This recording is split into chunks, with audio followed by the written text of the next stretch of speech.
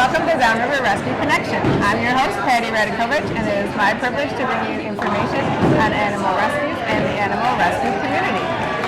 Today is a very special episode because our guest, Pat Clemens, is normally behind the camera, but we got him in front of the camera this time. We are at the brand new event, Cabin Fever Bowling Fundraiser for Friends of Michigan Animal Rescue. And Pat is on their board, so today he's wearing that hat, and he was the one that organized this fundraiser. So thanks for inviting us out. And thanks for coming. Yeah. Appreciate it. So tell us a little bit about the reason behind the fundraiser. Like what was the impetus behind it? The reason is rescues are all nonprofits, and rescues need a lot of help getting by, not only to find homes for the dogs and the cats, but we still have bills, and we have to do whatever it takes. And this is what we do. We have fundraisers to help get us by. Right, and with the fundraisers with rescues, we could actually any rescue can go out and just ask for money or sell different things, but a rescue or an event of this type actually allows you to bring in the animals and to showcase the animals as well, and to get exposure for them. And so we're going to see the animals that are here for adoption today a little bit later in the show. But there's more to it than just raising funds. And bringing the dogs to an event like this, we get to be socialized a lot more. Right. And socializing is an important part for the dog to be placed into a home. So, and you got over 100 people here. That's another 100 people to get to see the dogs. Right. And get the word out there. And actually, we've got a couple people that are looking at a couple of the dogs tonight. So that's great. And with events like this, even if the people that are here aren't necessarily interested, they may know somebody because they've seen the dog in person. It's a lot different than seeing a picture. Yep. And so, it's a lot better exposure than just looking it up online. Right. So now to put on, I want to congratulate you first of all, because this event it's a big success. Like I said, over 100 people, and you doubled your expectations for the number of sponsors. I did. And so congratulations on the event. Thank you. So how many volunteers does it take to put on an event like this? Oh, we have about 15 volunteers that have devoted their time and effort. And how long did it take to plan? I started planning January 1st. Okay, January 1st, all right. And it's been nonstop till now. I haven't slept in 3 days. Okay, well, you can finally get some rest tonight, so congratulations on the event. Thank you. And we're going to talk to some of the other volunteers here, and we're going to show you a little bit what's going on with this fundraiser, and we'll meet the dogs as well. So we'll be right back. Stay tuned. I'm here with Jeff Clemens. He's Pat Clemens' son, and he was one of the volunteers for the Cabin Fever Bowling Fundraiser. Thanks for talking to me today. You're welcome. Thank you. So, you obviously helped out with this event. Can you tell us a little bit about what it took to get this event off the ground? Yeah, a lot of time, a lot of effort by everybody involved, including my dad, who deserves all the credit for this. This is a day about raising money for the Michigan Animal Rescue. Like I told him and tell your audience, let's not forget who is responsible for this, and so he deserves a lot of credit. So a lot of time, a lot of effort, a lot of passion went into this event. Great. And so what did you do specifically to help out with the fundraiser? Well, prior to the event, I went throughout local stores that I go to and help them get lane sponsorship. I got my local meat market. The place is actually called The Market. They sponsor the lane. I got a co-worker of mine to sponsor a lane. A lady that has done my taxes in the past, she sponsored a lane. So just people that I know, and I know that are good people that would like doing this kind of things, helping fundraisers. Great. Just whatever kind of donation we can get. Okay, and then today, what were the types of things that you did today to help out with volunteering? Today I hung all the banners, all the lane sponsorships, hang up the banners up by the scoreboard. Helped any way I can, whether it was a little bit of 50-50 here and there, helping people out on the floor that weren't really sure where to go to check in, what lanes they were on, things like that. Okay, great. And the reason I'm asking Jeff all of these questions is because we believe that this is going to be an annual event now because it was so successful.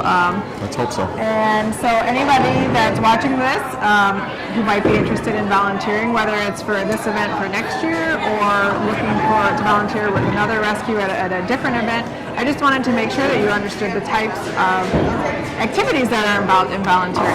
So thank you so much for sharing with us today and for giving accolades where it's due. So again, we wanted to congratulate Pat and FMAR on a job very well done. So we'll be right back with some more interviews.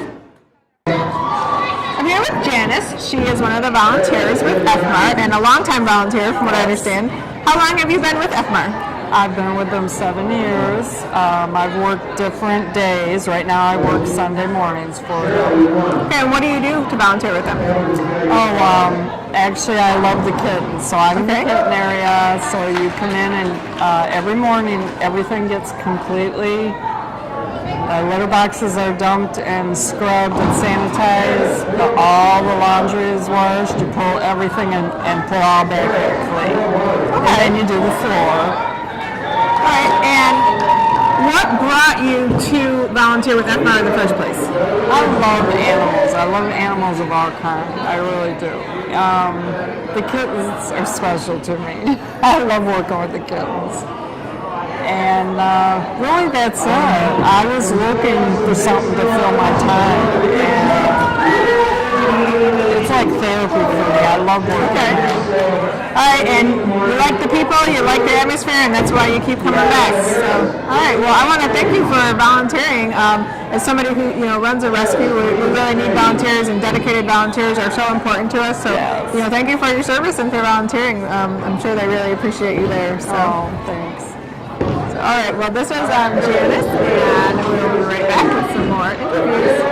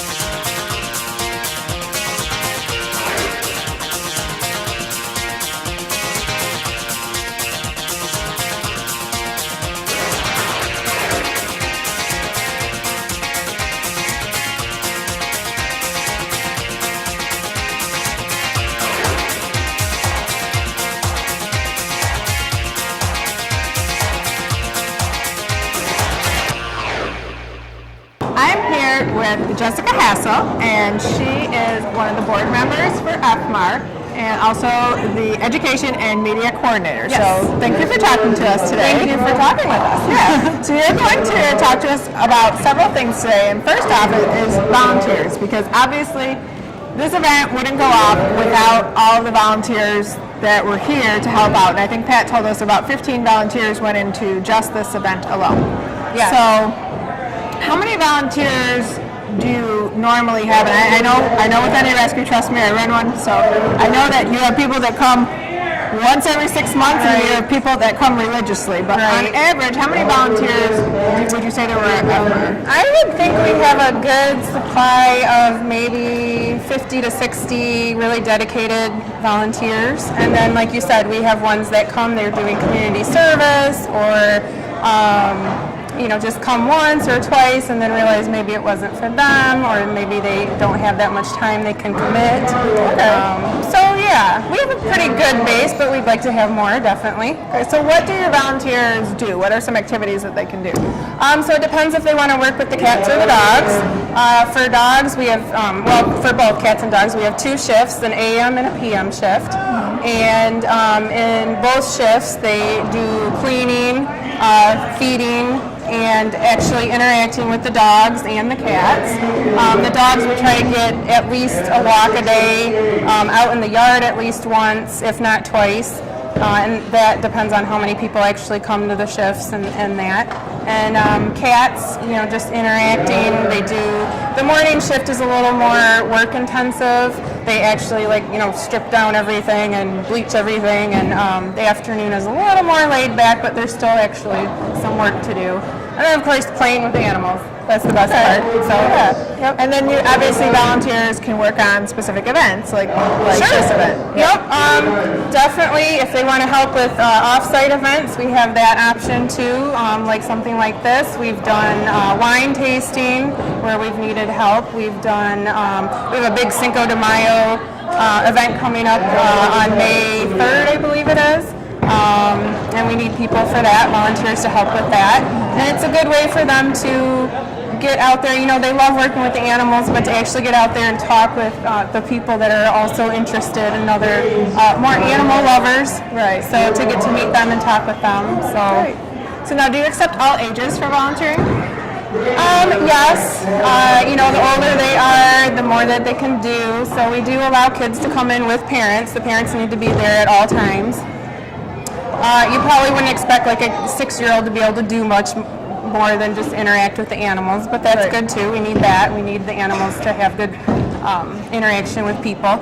But yeah, all ages at this point. Right, and that's great because a lot of places actually have limits. Yes. Right? And they can't have children, and you guys do accept children. And the one thing that actually helps the animals as well, because a lot of people that are adopting have families and have small children. Exactly. So if the children are socializing with the animals, then you know how the animals will react. Exactly. And so it's actually probably more beneficial to the animals than or maybe equal beneficial, I should say, as to the children as it is to the animals. So that way you can find out and help them socialize, and you'll see how that works. So. Yes, I mean, because when we have adopting families come in, that's a big concern. They want to know how this animal, especially dogs, interacts and acts around children. And if we've had that experience with that animal, we can tell them that. We can say, this dog probably wouldn't be good for small children, but maybe older children, or we can say this dog wasn't good with children at all. Right. And that gives them a better sense of, do I want to take this animal home and make it part of a forever home?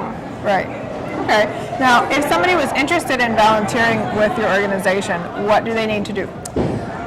Basically, they can call the shelter, and we have a volunteer coordinator, Sandy, and she would set up a time for them to come and take a tour of the shelter. There's a little bit of training that's involved to get them, an idea of what they're going to be doing, and make sure they appear comfortable with the animals too. We don't want to put them in a situation where they're not comfortable. Right. If they're better with cats, we'll be able to see that right away. And there's a volunteer waiver form that they would need to sign, and we set them up on hopefully one of those shifts on one of those days, Monday through Sunday, because we're open. The animals need care all through the week, and it's pretty simple to get started actually. Yep. All right. So now you have a new program that you were telling me about, and it kind of bridges the gap between volunteering and education, and that is a Reading to Cats program. Yes, I'm very excited. I've got some information on a program that I believe it's run in Berkeley, Pennsylvania, or somewhere like that, and they do a book buddies program where they have kids come in and read to the cats.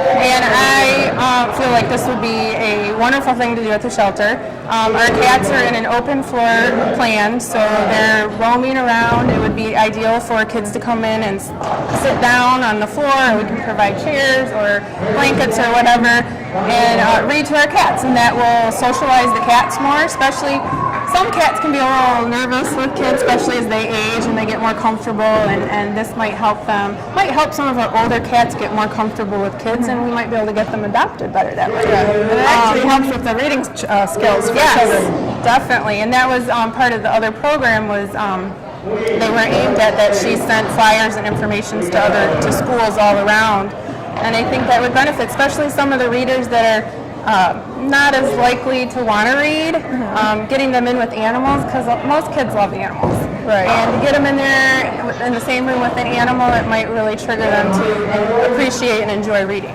Right. Now, what other education programs do you have since you're the education coordinator? Well, currently we do like Girl Scout troop groups that come and take tours of the shelter. They can do volunteer hours if we have a special project. They also do hours to earn badges, so they'll do like collect donations at different places. And we occasionally will go to off-site to a school or something like that. Now it's kind of limited because we are volunteer run, and a lot of volunteers still work during the day, so that can be kind of limited. But we try to work that out when it's needed and wanted to go to the different off-site schools. But yeah, and that's all we have at this time. But I'm hoping to expand that at some point and get more stuff going on, and the reading thing is that first step. So, All right. yeah. Well, thank you so much for talking to us today and explaining about your programs. And so if you are interested in volunteering, or if you happen to have kids that might want to take part in the reading program, or part of a Girl Scout troop or Boy Scout troop, and definitely want to do some stuff, you can reach out to FMAR, and their website will be up on the screen. And thanks, Jessica. Thank you. So we'll be right back with more info on the Cabin Fever Bowling Fundraiser. Bye.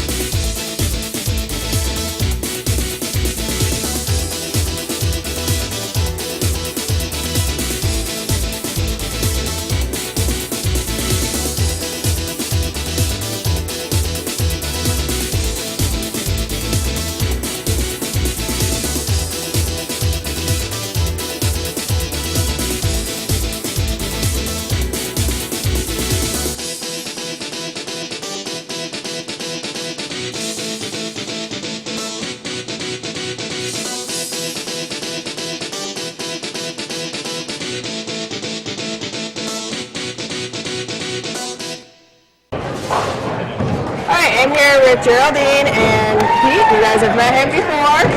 So Geraldine's going to talk to us today about the animals that are here for adoption. So we already talked a little bit previously on the show about why you wanted to bring the animals today, but what were you hoping to get as far as bringing these animals out today? What type of exposure were you hoping to get? Well, we hope that people will see them, get an interest in them, and it's good experience for the dogs to be out and about. This is Starla. She's 5.5. She's our special needs dog. She's diabetic.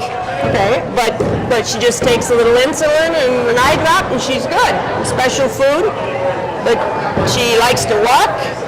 She's real sweet, and anybody that could adopt her and spend a little time with her would absolutely love her. Great. So, and then you said her name was Starla? Starla. Okay, so this is Starla. So, all right, we're going to have Starla go off, and we're going to bring the next one that you And the next brought out one we today. have is Ginger. Okay, and this is Ginger. Ginger is our beagle. Ginger's 10. Ginger is all beagle, all nose. She loves to walk. She's good with cats. She's good with most other dogs. And all she wants to do is go for a walk. Okay. She's a very amiable dog. Great. Well, that was Ginger. The next one we have is Dexter. Okay, this is Dexter. Dexter's our big handsome boy. Dexter's about 3 years old. He's a shepherd mix. He's very sweet, and as you can see, he's very handsome. He'd be a really nice family dog. He's got a lot of energy, a lot of play. We call him our big goofball because he's very goofy out in the yard. And he's good with kids? Yes, Dexter's good with everybody. Like most dogs, you got to give him a chance to settle into a new home and get adjusted. But he's a really nice boy. Great. He'd be a pleasure to have. He's a lot of Thanks for dogs. showing us Dexter. And we have one more coming up, I think. And this is our handsome Chevy. Chevy. Chevy, Okay. very handsome boy. Hi, Chevy. He's a young dog. He's only over a year old. Real high energy. Loves to play ball. If you've got a ball, you're Chevy's friend. He's an Australian pit bull mix. He's very sweet. He's very good with other dogs if properly introduced. He loves children. He loves to walk. And like I say, if you got a ball, you got a friend with Chevy. He's really a handsome dog. Okay, well, great. And so those are the ones that you brought here This today. is what we brought with us today. Okay. We have more at the shelter, and we have like 100 cats. Okay. So come see us, look at the dogs, our cats, and get your new friend. Great. And if you're interested in any of the ones you see here today, then you can check out their website, and we'll have that at the end of the show. Thanks for talking to us, Geraldine. No problem. Thank you for tuning in to this episode of Downriver Rescue Connection. This was our episode at the Cabin Fever Bowling Fundraiser for FMR. So thank you, Pat and Marcy and Pete and all the volunteers here for having us come out. I hope you guys saw a little bit about what it takes to put on a fundraiser for a rescue group. We all look forward to a day when all pets are treated like family and everyone has a home. Until that time, we invite you to be part of the solution. And remember, please stay and neuter your pets. See you next time. Wave.